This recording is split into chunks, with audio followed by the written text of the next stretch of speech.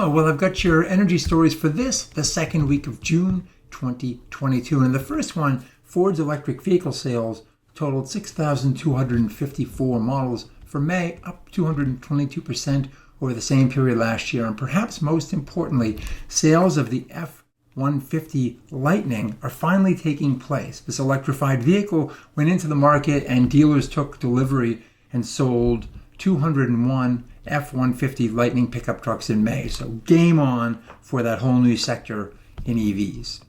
And sticking with electric vehicles, looking up, Beta Technologies announced that one of its single-prop Alia electric aircraft powered by two motors had undertaken a journey of just over 1,400 miles from Plattsburgh, New York to Bentonville, Arkansas in May, traversing 6 states with multiple stops. It needs multiple stops because batteries aren't yet strong enough to give you that kind of airborne range, but the point was to demonstrate that electric aircraft are suitable for more than short-haul commutes and local transport. Also staying with EVs, VW announced it will start production of its ID.4 electric vehicle in Chattanooga in July and bring, quote, significant quantities, unquote, of the vehicles to market by September, several months ahead of schedule. The Chattanooga plant will eventually be able to roll out about 10,000 ID.4s monthly. This version will use battery cells made in Georgia by Korean firm SK Innovation, the same company that provides batteries to Ford. With all those EVs entering the landscape, getting the charging infrastructure right is critical, and those of you with EVs know we are not even close to that. Many of the chargers out there don't work. Interoperability between networks is abysmal.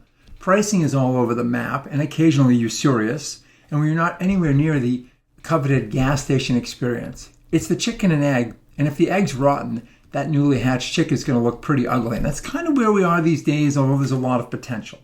To help remedy this situation, the Federal Highway Administration last week rolled out its proposal to establish regulations setting minimum standards and requirements for projects funded by the recently passed infrastructure bill.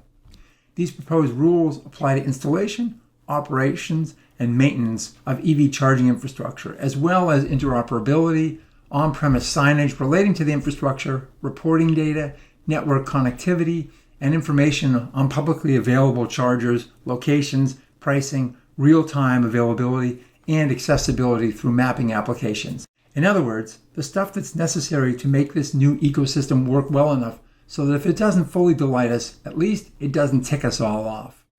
And perhaps the economy of scale being applied to this subsidized national network will spill over into the existing Tower of Babel experience today and make something more consistent in the near future. Now, let's look at an interesting approach to decarbonization of heavy industry, in this case, an aluminum smelter in Australia. In the past, any renewables applied to smelting took the form of hydropower. In fact, many aluminum smelters specifically sought out low-cost hydropower, locating their assets right there, before renewables were even a thing. Well, in this new approach, mining heavyweight Rio Tinto just issued a formal RFP for utility-scale wind and solar projects. It indicated it needs 1,140 megawatts of reliable energy supply, equivalent to a minimum, they say, of 4,000 megawatts of wind and solar with firming.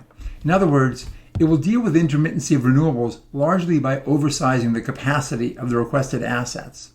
The RFP is for projects that can deliver energy by 2030. Last year, Rio Tinto established a target to cut its Scope 1 direct and Scope 2 indirect electricity emissions 50% from its 2018 baseline by 2030.